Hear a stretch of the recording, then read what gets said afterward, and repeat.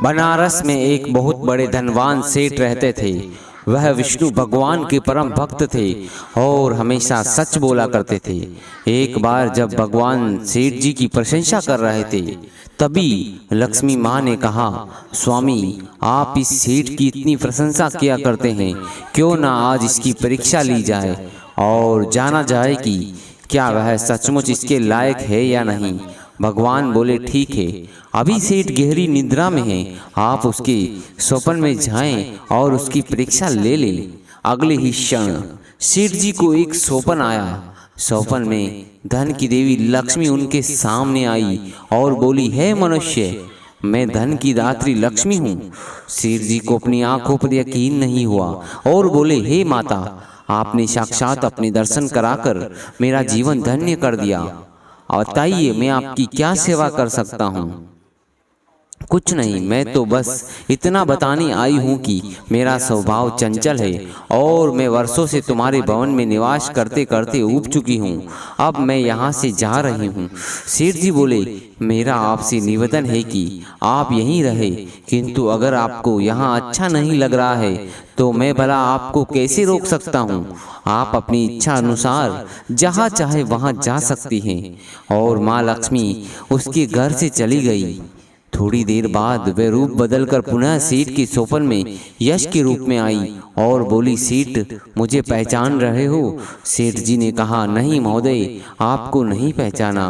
यश, मैं यश हूँ, मैं ही तेरी कीर्ति और प्रसिद्धि का कारण हूँ, लेकिन अब मैं तुम्हारे साथ नहीं रहना चाहता क्योंकि माँ लक्ष्मी यहाँ से चली गई है, अतः मेरा भी यहाँ कोई काम नहीं। सेठ ने कहा, ठीक है, यदि आप जाना ही चाहते हैं तो वो ही सही। सेठ जी अभी स्वप्न में ही थे और उन्होंने देखा कि वह दरिद्र हो गए और धीरे धीरे उनके सारे रिश्तेदार और सारे मित्र भी उनसे दूर हो गए। यहाँ तक कि जो लोग उनका गुणगान किया करते थे वे अब बुराई करने लगे हैं।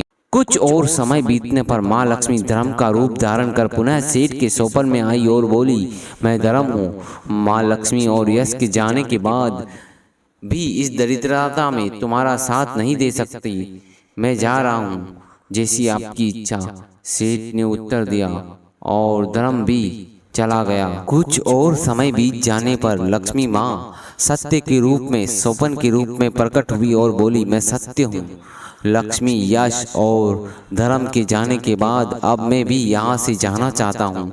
ऐसा सुन सेठ जी ने तुरंत सत्य के पांव पकड़ लिए और बोले, हे महाराज, मैं आपको नहीं जाने दूंगा, भले ही मेरा सब कुछ चला जाए, सब मेरा साथ छोड़ दे, मुझे त्याग दे, पर कृपया आप ऐसा मत करिए। सत्य के बिना मैं एक क्षण नहीं रह सकता।